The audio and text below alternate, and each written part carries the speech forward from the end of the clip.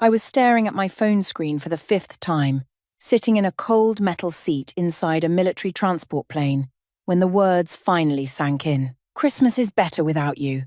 Don't come." My father sent that. My own father. Around me, other soldiers were laughing, sleeping, talking about going home. I could hear Sergeant Matthews 2 rows back telling everyone about the apple pie his wife makes every Christmas Eve. He'd been talking about that pie for 6 months straight. I'd been talking about Christmas too, about seeing my family, about hugging my mom, about sleeping in my old bed. 4 years. That's how long it had been since I'd been home for the holidays. 4 deployments. 4 Christmases spent in desert bases, eating processed turkey and trying not to think about what I was missing. And now this. My hands were shaking. Not from the cold, even though it was freezing in the cargo hold. Not from fear, even though I'd faced plenty of that over the past 18 months. They were shaking from something else entirely. I read the message again, hoping maybe I'd misunderstood. Maybe it was a joke. Maybe my dad's phone got hacked. Maybe anything except what it obviously was. But no, the message was clear. Short. Final. I scrolled up through our previous texts. There weren't many. My family wasn't big on communication while I was deployed. I'd sent dozens of messages over the months. Thinking of you. Hope everyone's doing well. Miss you all. The responses were always brief. Busy here. Things are fine. Take care. 3 weeks ago, I'd texted them about coming home. Got my leave approved. I'll be there December 23rd. So excited to see everyone. My mom had responded, "That's nice, dear." That was it. "No, we can't wait." Or, "We've missed you so much." Just, "That's nice, dear," like I'd told her I was picking up groceries. Then, yesterday, my brother Brandon had texted, "Dad says you're coming home for Christmas. Just so you know, we've got a lot of family coming over. It might be crowded." I'd replied immediately, "I haven't seen you all in 4 years. I don't mind crowded." He never responded. And now this. From Dad. Direct and brutal. "Christmas is better without you. Don't come." I thought about everything I'd done for them while I was away. Every month, I sent home $800 from my pay. It wasn't much by civilian standards, but on military pay, it was a lot. I lived in the barracks, ate at the mess hall, and saved almost nothing so I could help them. When Brandon's car broke down 2 years ago, I sent $3,000 I'd been saving. He texted back, "Thanks," and nothing else. When Mom needed surgery last year, I sent $5,000 to help with the medical bills. She never even told me how the surgery went. I had to ask 3 times before she sent a 1-sentence response. "Recovery is going fine." I helped because that's what family does. That's what I thought family did. I looked around the plane at the other soldiers heading home. Everyone looked excited. Tired, but excited. We were all going back to people who loved us, who missed us, who wanted us there. Except apparently, I wasn't. I felt something crack inside my chest. Not my heart breaking that would come later. This was something different. This was the sound of illusions shattering. My backpack was under the seat in front of me. I reached down and pulled it onto my lap. Inside, underneath my clothes and toiletries, was a manila folder I'd been carrying for 3 months. I'd told myself I wouldn't need it, that there was some reasonable explanation, that my family would clear everything up when I got home. But now, holding my phone with my father's rejection on the screen, I opened the folder. The documents inside were 3 months old. I'd received them by accident, an email meant for my dad but sent to my old email address that was apparently still in some lawyer's system. Estate documents, property transfers, papers about my grandmother's house. Grandma Rose had died 2 years ago. I couldn't come home for the funeral. I was in the middle of training exercises and couldn't get leave approved. I'd cried alone in my barracks room while my family buried her without me. Grandma had left her house to me, and Brandon equally. That's what Mum told me in a brief phone call. She left the house to both of you kids. Split 50-50. I'd been touched. Grandma's house was beautiful, a 3-bedroom home with a garden and a porch where she used to sit and read. Worth maybe $400,000. My half would be $200,000. I'd planned to let Brandon handle everything. I was deployed. I couldn't exactly manage property from Afghanistan. I trusted my family to do right by Grandma's wishes. But then I got that email. It showed a property transfer dated 6 months after Grandma's funeral. My half of the house had been signed over to Brandon, making him the sole owner. The signature on the transfer document was supposedly mine, but I'd never signed anything. I zoomed in on the signature on my phone, studying it like I had 100 times before. It was close. Whoever forged it had done a decent job, but I knew my own signature. The C in Cassie was wrong. The loop was too big. I always made tight little loops. Someone had copied my signature from something else and used it to steal my inheritance. I'd shown the documents to Detective Laura Bennett, a military investigator I'd worked with on base. She'd looked at everything through video call, her face growing more serious with each page. "This is fraud," she'd said quietly. "Someone forged your signature to steal your inheritance. Any idea who had access to documents with your signature?" I knew. My father had everything from before I enlisted. School records, medical forms, old bank papers, everything. Laura had explained my options. I could file a legal claim, challenge the transfer, maybe get my inheritance back. "But I'll be honest," she'd warned. "These things take time, months, maybe years, and it'll destroy your relationship with your family."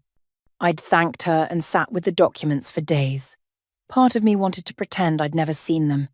Maybe it was a mistake. Maybe there was an explanation. I'd decided to wait, to go home, to talk to them face to face. Surely my dad would explain everything. But now, looking at his text, I understood something with perfect clarity. They didn't want me there because they knew. They knew I might have found out. They knew I might ask questions. It was easier to just keep me away. Christmas is better without you, better without questions, better without accountability, better without the daughter they'd stolen from. I opened my laptop, pulling it out carefully in the cramped space. The soldier next to me glanced over, then went back to sleep. I opened the legal forms Detective Laura had helped me prepare. Forms to challenge the property transfer, forms to freeze the estate, forms to start a fraud investigation. My finger hovered over the keyboard. If I did this, there was no going back. This wasn't something you apologized your way out of. This was nuclear. I thought about Grandma Rose. She'd always told me to stand up straight and take no nonsense from anybody. She'd been tough, fair, honest. She'd wanted me to have that house. She'd put it in writing, and someone had stolen it from me. I filled out the forms carefully, making sure every detail was correct. I signed them. I scanned them using the base office equipment before we'd boarded. And I emailed them to the county clerk's office and to the lawyer Laura had recommended. The timestamp showed 11:47 p.m. local time. I opened my text messages one more time.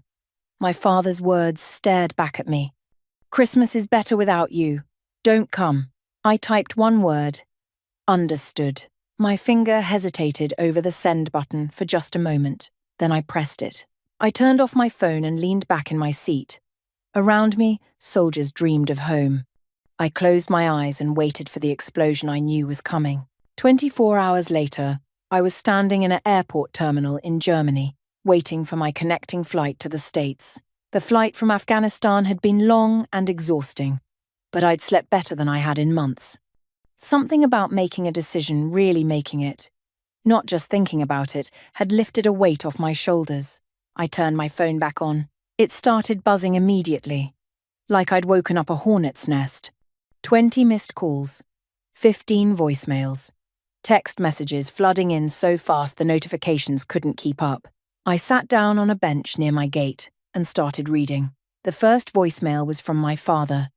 His voice was tight, controlled, but I could hear the anger underneath. "Cassie, I don't know what you think you're doing, but you need to call me back. Now. This is serious." The second voicemail, also Dad, but the control was slipping.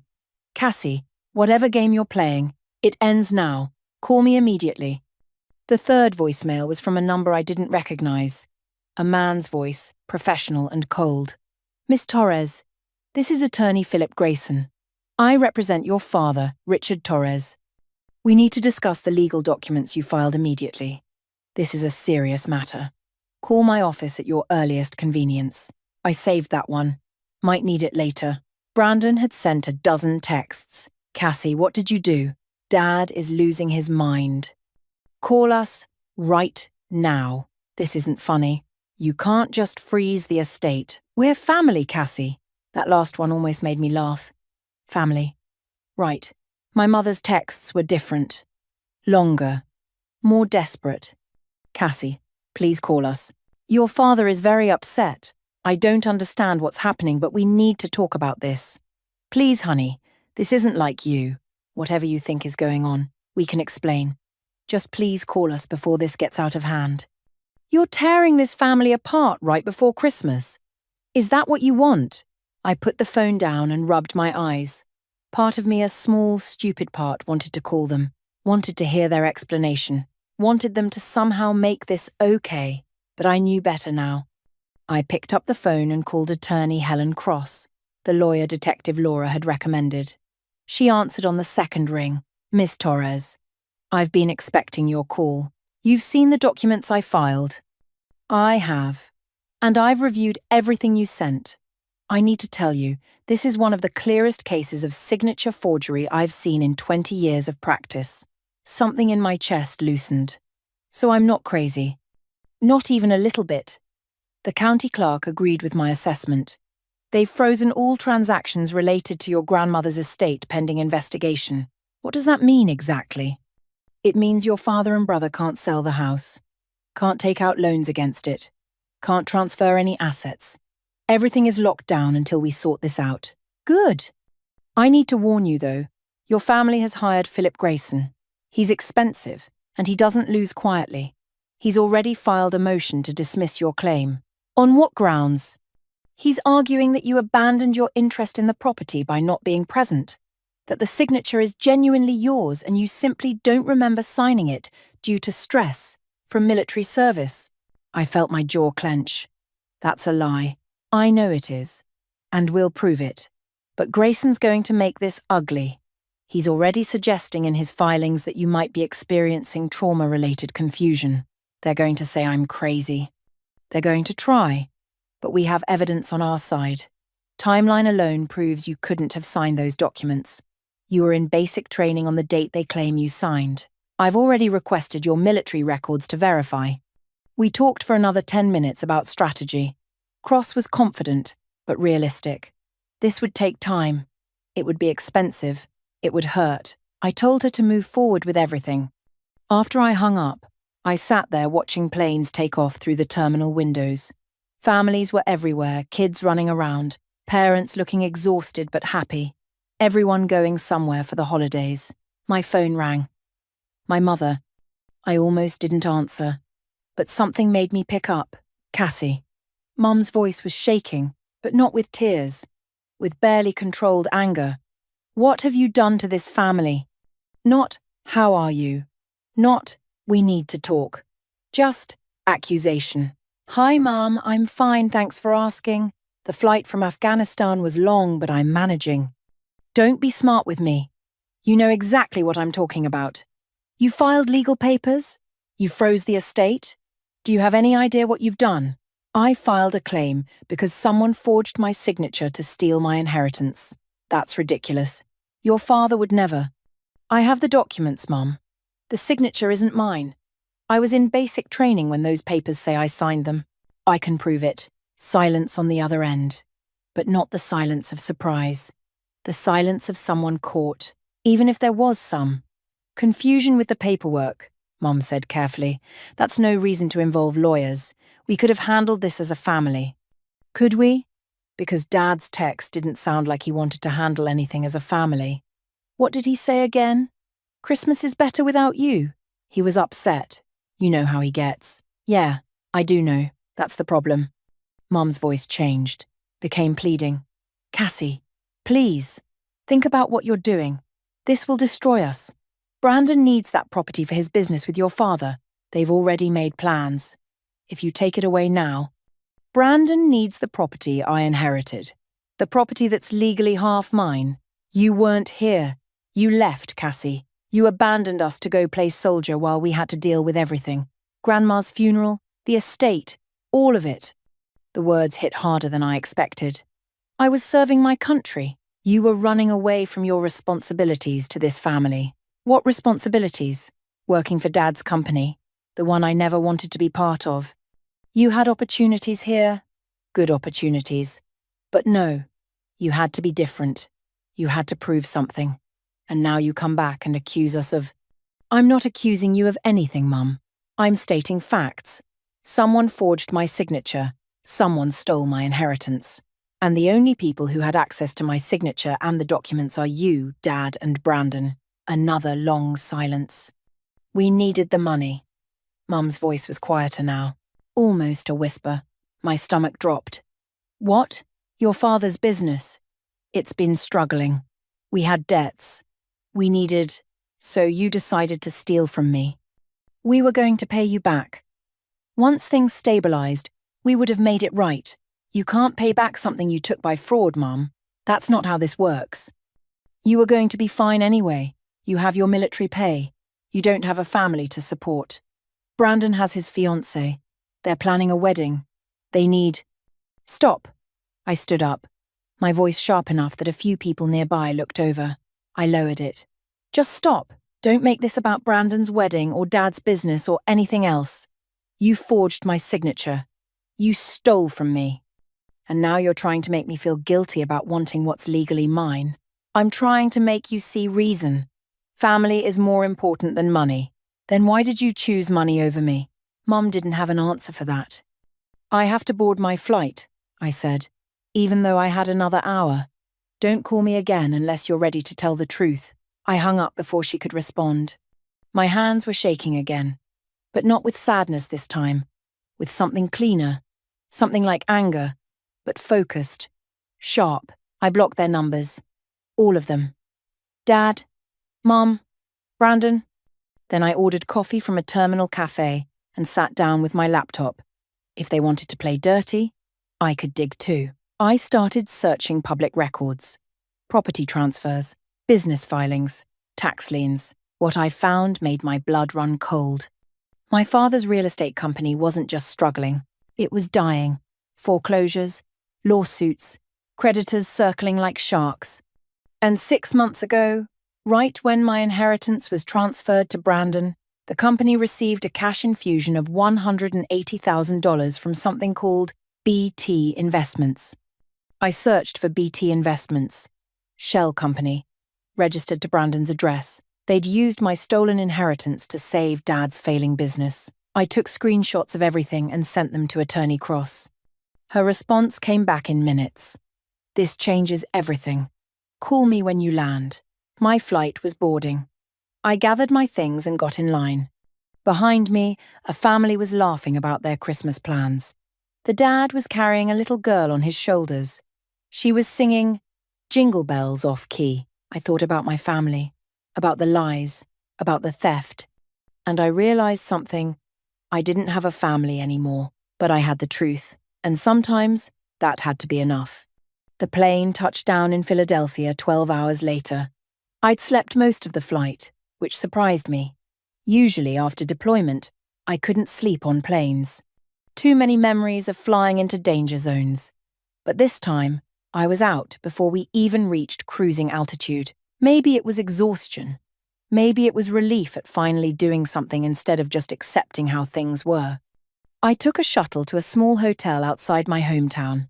Not in town I wasn't ready to risk running into anyone I knew. Just close enough that I could get to meetings with Attorney Cross. The hotel room was basic. Clean bed, TV that probably got 5 channels, bathroom the size of a closet. After 18 months in Afghanistan, it felt like luxury. I unplugged my phone from the charger and looked at the screen. Even with their numbers blocked, I could see the attempted calls in my call log. 17 more tries while I was in the air. There was also a message from Detective Laura. Heard you pulled the trigger. Proud of you, soldier. They'll try to break you down. Don't let them. I texted back. They already broke me down once, not giving them a second chance. Then I called Attorney Cross like she'd asked. Cassie. Good timing. I just got off the phone with the district attorney's office. My heart jumped. The DA? Why? Because what your family did isn't just civil fraud. It's criminal. Elder abuse, financial exploitation of a vulnerable person, conspiracy to commit fraud. With the evidence you sent me, the shell company, the money trail, the forged signatures, we have enough to pursue criminal charges. I sat down on the bed, trying to process that. Criminal charges means... It means your father could go to prison. Your brother too, potentially. And your mother, if we can prove she was involved in the planning. Prison. My father in prison. I waited for guilt to hit me. It didn't come. What do you need from me? I asked. Right now? Nothing. I'm filing an amended complaint that includes all this new evidence. The DA will start their own investigation. But Cassie, I need to ask, are you sure you want to go this far? Once we involve criminal prosecution, there's no going back. Your family will never forgive you. They stole from me and told me not to come home for Christmas, I said quietly. There's nothing to go back to. All right then. We move forward. After hanging up, I sat in that hotel room for a long time, just thinking about my grandmother, about the years I'd spent trying to be good enough for parents who saw me as a disappointment, about every dollar I'd sent home, every missed holiday, every time I'd chosen to believe the best about them. My phone buzzed. A new email. The sender was someone named Margaret Wilson. The subject line read, "About your grandmother." I opened it carefully, half expecting some kind of trap. Dear Cassie, you don't know me, but I was your grandmother Rose's best friend for 40 years. I heard about the legal situation with the estate, and I think we need to talk. I have information about your grandmother's final wishes that you need to know. Information about your father that might help your case. Can we meet? I'm in town through the holidays. Please call me at the number below. Margaret Wilson. I stared at the email for a full minute. Then I called the number. An older woman answered. Hello, Mrs. Wilson. This is Cassie Torres. Oh, Cassie, thank you for calling. I wasn't sure you would. Your email said you knew my grandmother. I did. We were best friends since our kids were little. I was with her the day before she died. Margaret's voice caught slightly. She talked about you. She was worried about what would happen after she was gone. Worried how? She knew your father had been stealing from her. She'd hired a private investigator. She had evidence of everything. Forged checks, property he sold without permission, money he took. She was planning to cut him out of her will completely. I stood up, pacing the small hotel room. What? Why didn't she? The cancer moved too fast. She died before she could change the will legally. But she made me promise something. She made me promise that if anything suspicious happened with the estate, I'd find you and tell you the truth. Can we meet in person? Yes, that's why I'm calling. I have documents, letters, things your grandmother wanted you to have. We agreed to meet the next morning at a coffee shop downtown. I barely slept that night. I kept thinking about my grandmother in her last days, knowing her son was stealing from her, knowing she was running out of time to protect her grandchildren. The next morning, I arrived at the coffee shop, 30 minutes early. Margaret was already there, a woman in her 70s with sharp eyes and a kind face. She had a manila folder on the table in front of her.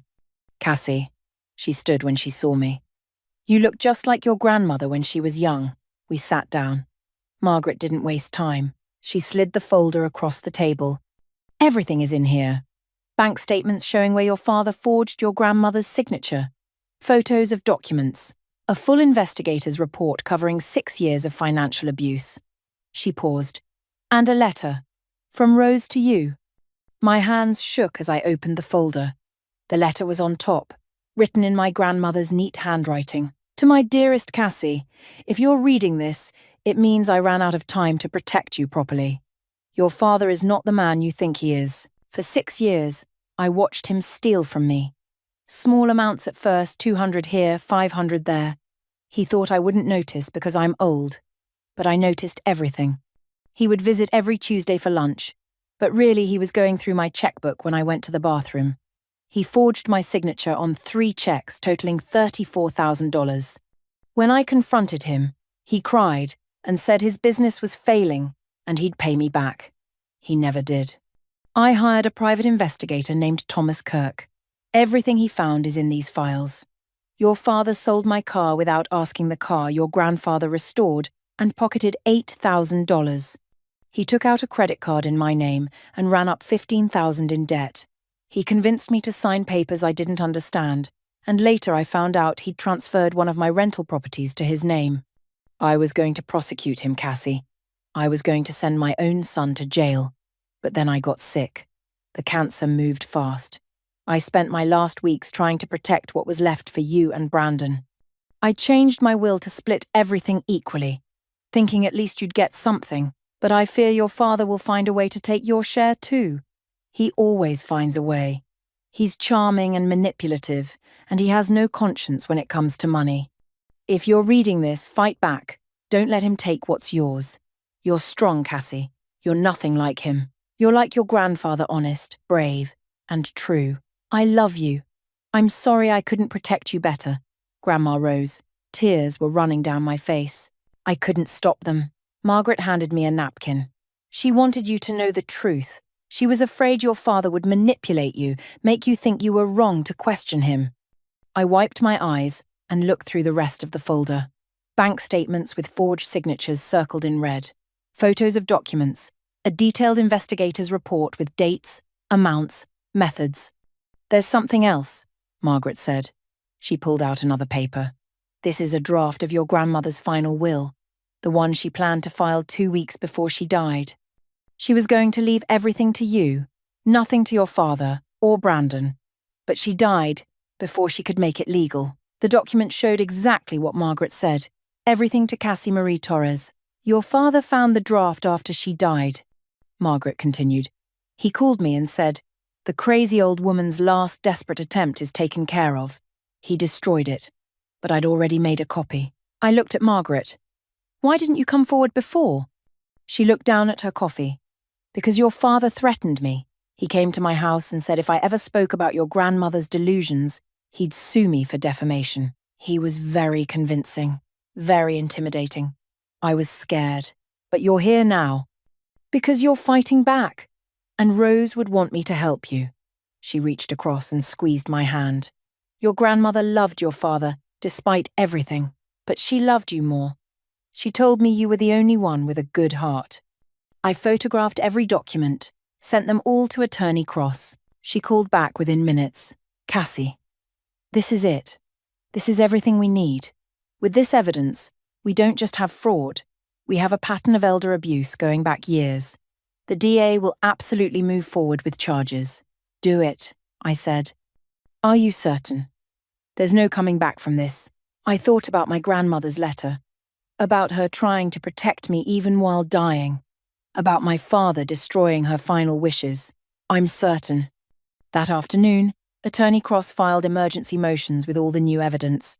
She also sent copies to the district attorney's office with a formal complaint of elder abuse and financial exploitation.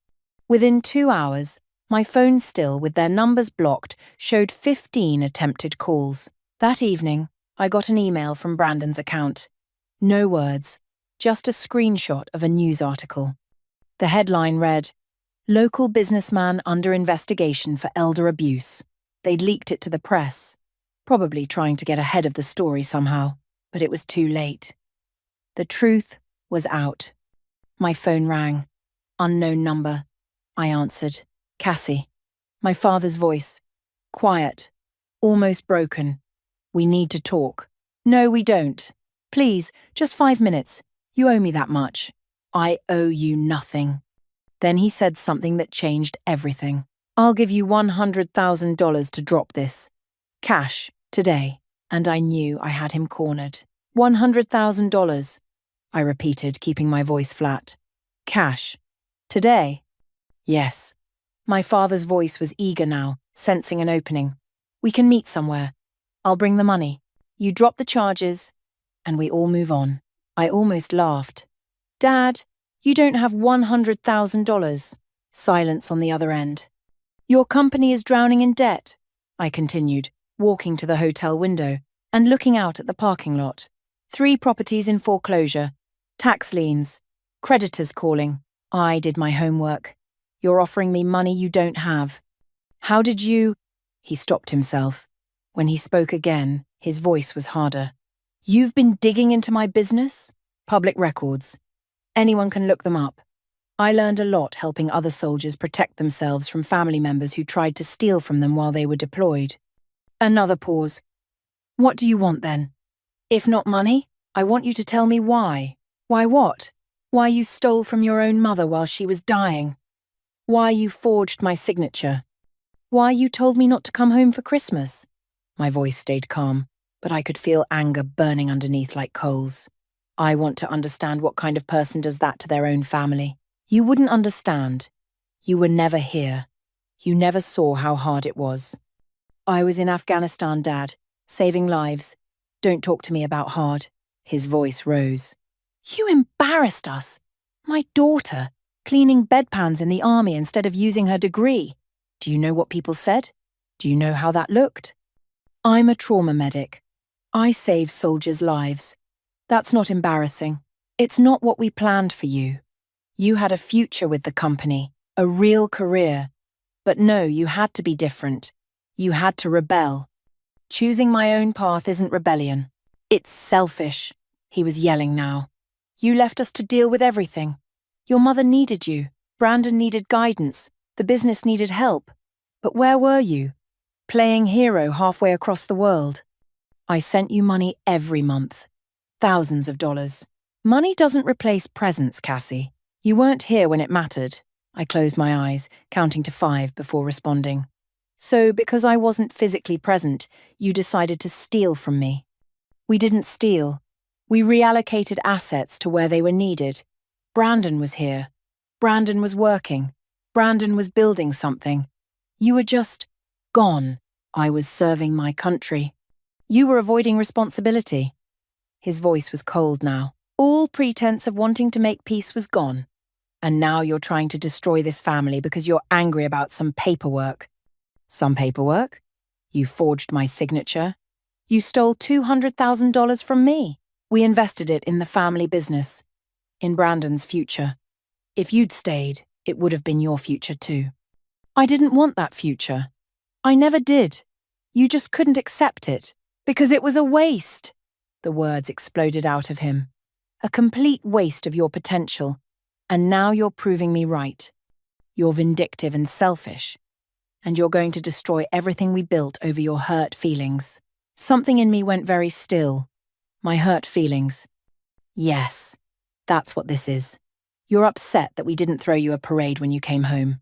You're upset that Brandon got the property. So you're lashing out like a child. I'm upset that you committed fraud. It wasn't fraud. It was family business. But you wouldn't understand that because you're not really part of this family anymore, are you? You haven't been for years. The words should have hurt. A week ago, they would have destroyed me. But now, after everything, they just felt like confirmation. You're right, I said quietly. I'm not part of your family anymore. Maybe I never was. Cassie. His tone shifted like he realized he'd gone too far. I have evidence, Dad. Not just of the forged signature. Evidence of everything you did to Grandma. 6 years of stealing from her. Forged checks. Property you sold without permission. Credit cards you opened in her name. A private investigator documented all of it. Complete silence. She knew, I continued. Before she died, she knew what you were doing.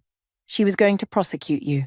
She was going to cut you out of her will completely and leave everything to me. But the cancer killed her before she could make it official. That's a lie. But his voice was shaking. I have her letter. Written in her own hand. I have the investigator's report. I have bank statements. I have everything. Where did you get he? Stopped. Margaret, that interfering old. Don't. My voice was sharp. Don't you dare talk about her. She was Grandma's friend. She kept her promise. She had no right. She had every right. And now the district attorney has everything. All of it. The DA's office is opening a criminal investigation. I could hear him breathing hard on the other end of the line. This is your last chance, he said, his voice low and dangerous. Drop this now. Today. Or I will make your life hell. I have lawyers. I have resources. I will bury you in legal fees until you have nothing left. Then you'll go to jail broke. You think you're so smart, so righteous, but you're just a stupid girl who doesn't understand how the world works. I understand enough. I understand that you're a thief and a liar. I understand that you abused your dying mother and stole from your daughter. I understand that when you're backed into a corner, you try to intimidate people because you have nothing else. I'm warning you. No, Dad. I'm warning you. You have until 5 p.m. tomorrow to agree to my terms. Full ownership of Grandma's house transferred to me. Repayment of every dollar you stole from her, $57,000, according to the investigator's report. A public admission of the fraud. Brandon dissolves his shell company and returns any money gained from my property. And you all cooperate with the DA's investigation. That's insane. We'll never, or we go to trial. All of it, civil and criminal. Every newspaper will cover it. Everyone will know what you did. Your business reputation will be destroyed completely. And when you're convicted, not if, when you'll go to prison. You're bluffing, am I? I have nothing to lose, Dad. You took everything that mattered when you told me not to come home. The house, the money that's just property. But you took the idea that my family loved me. You can't threaten me with losing something I've already lost. I hung up. My hands were steady. My breathing was calm. I felt clear-headed for the first time in days. An hour later, Attorney Cross called. Your father's lawyer just contacted me. Grayson sounds rattled. He's asking for a meeting. Tell him we'll meet, tomorrow at your office. But only if all three of them come, Dad, Mom, and Brandon. And tell him, it's not a negotiation. They either accept my terms, or we proceed to trial. Cassie, are you sure? Once we're in that room, things are going to get ugly. They're already ugly. At least this way, I get to see their faces when they realize they lost. That night, I couldn't sleep. I kept thinking about the meeting, about facing all three of them in one room. Around midnight, I got a text from an unknown number that I hadn't blocked. This is Brandon. Please don't do this. Dad made mistakes, but he's still our father. Mom is crying every day. You're destroying our family. Is this really what you want? To be alone? I stared at the message for a long time. Then I typed back, I'm not destroying the family. You all did that when you chose money over me. And I'm not alone. I have people who actually care about me. They're called friends. You should try having some who aren't using you. I blocked the number. The next morning, I dressed carefully. My Class A Army uniform, the formal one I'd only worn a handful of times. If they wanted to make me feel small, I'd remind them exactly who I was. I arrived at Attorney Cross's office at 9:30. The receptionist's eyes widened when she saw my uniform. Miss Torres? That's me. They're already here. In the conference room. I followed her down a hallway. Through the glass walls, I could see them, my father, mother, and Brandon sitting on one side of a long table. Attorney Grayson sat at the head, looking through papers. Attorney Cross met me at the door. Ready? She asked. Ready. We walked in together. My father looked older, grayer. He wouldn't meet my eyes. My mother had been crying. Her eyes were red and puffy. She looked at me with something between anger and desperation. Brandon looked furious. His jaw was tight, hands clenched on the table. Attorney Grayson stood. Miss Torres, thank you for coming. Please sit. I sat down across from my family. Attorney Cross sat beside me. Let's get started, Grayson said, pulling out a folder. My clients are willing to discuss a settlement. No, I interrupted. Before anyone talks about settlements, I want to hear from him.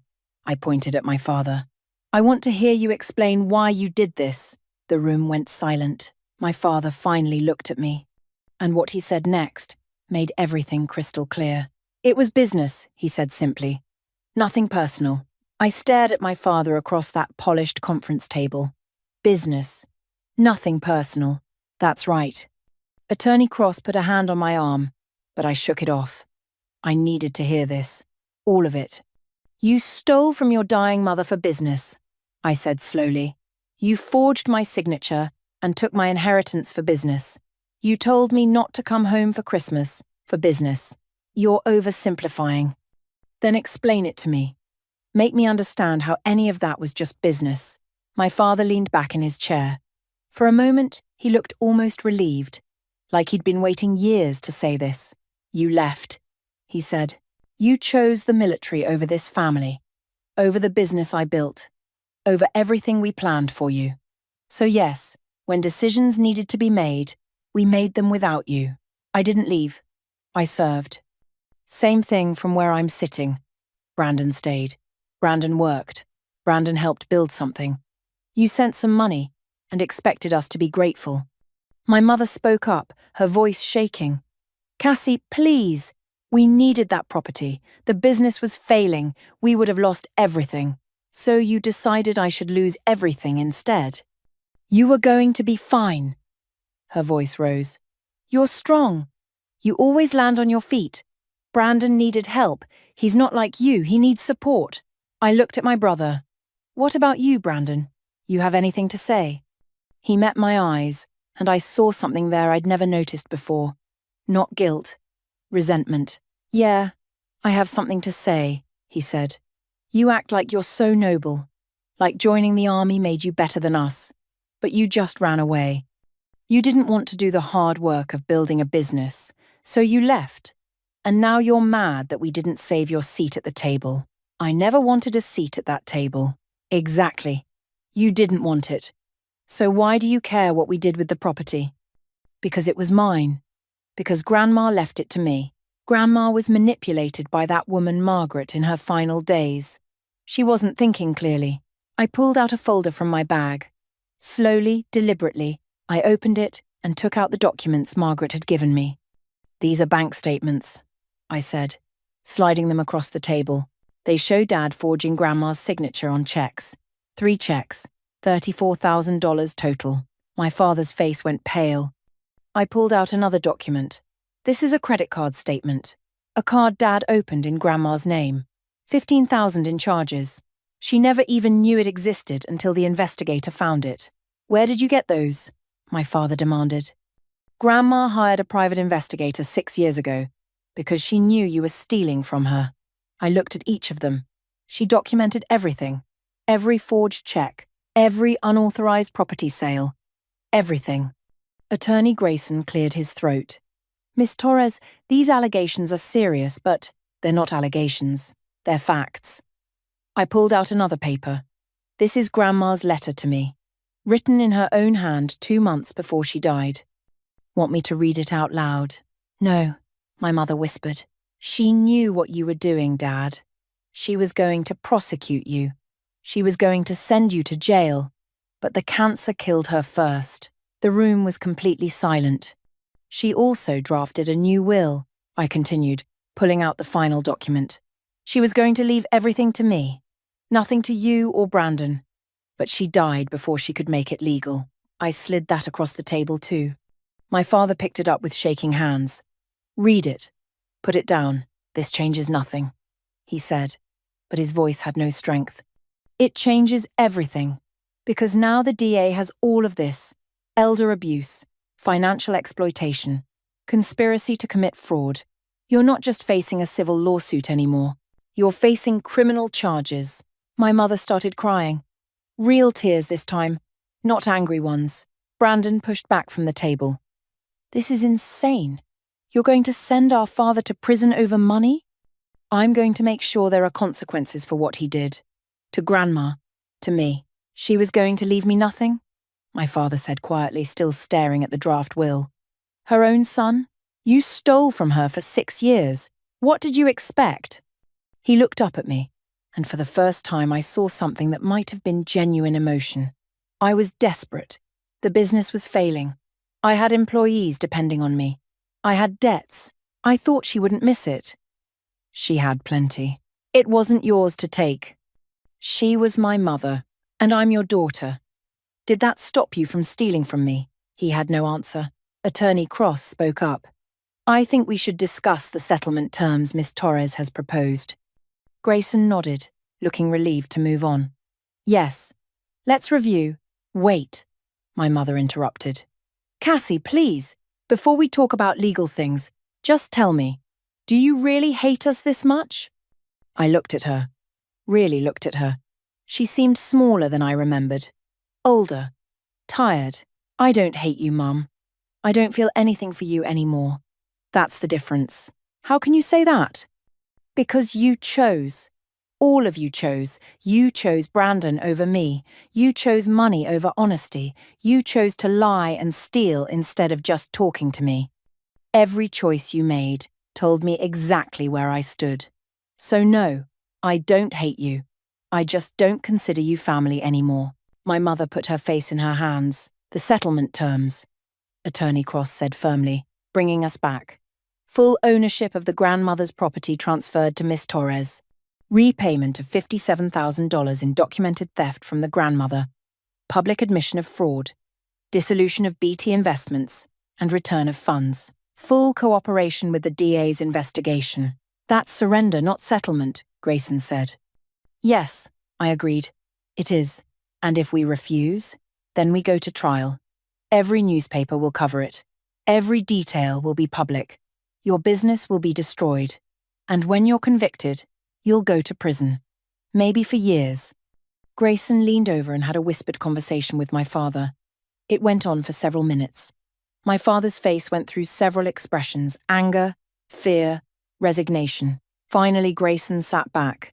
We need time to consider. You have until 5 p.m. today. After that, the offer expires. We all stood. As I turned to leave, my father spoke. Cassie, I stopped but didn't turn around. I'm sorry. For what it's worth. I looked back at him. You're not sorry for what you did. You're sorry you got caught. There's a difference. I walked out. Attorney Cross caught up with me in the hallway. That was brutal. It needed to be. They'll accept. Grayson knows they have no choice. Good. We waited in Cross's office. At 4:47 p.m., Grayson called. My clients accept all terms. I let out a breath I didn't know I'd been holding. Within the week, everything was finalized. The house was transferred to my name. The money was repaid. My father had to take out a loan. But that wasn't my problem. He signed a public statement admitting to the fraud. Brandon dissolved BT Investments. The DA's investigation continued.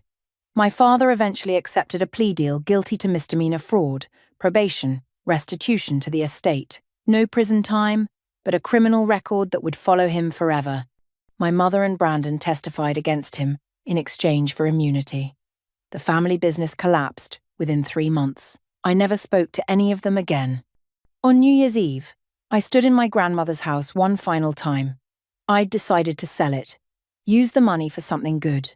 I found a note under a cabinet, hidden. My grandmother's handwriting. Dear Cassie, if you found this, it means you're in this house, which means you fought for what was yours. Good. I didn't raise a quitter. The house is just wood and walls, but what you did to get it standing up for yourself, fighting for what's right, that's what matters. I'm proud of you. You're free now. Go live your life. Love! Grandma Rose. I folded it carefully and put it in my pocket. I sold the house and created a scholarship fund for children of military families, 5 students a year. Forever, 6 months later, I was back on active duty as a trauma counselor, helping soldiers navigate family problems during deployment. On Christmas Eve, a year after that text from my father, I had dinner with Sergeant Chen and her family. Warm house, loud kids, love everywhere. You okay? Chen asked, finding me alone on the porch. Yeah, I said, and I meant it. I'm good. Still no contact? They're not my family anymore. You are. Inside, someone called my name. Aunt Cassie, come help with cookies. I went inside to warmth and laughter and people who chose to love me. I thought about my grandmother's note. Asterisk. You're free now. Go live your life. Asterisk. And finally, I was.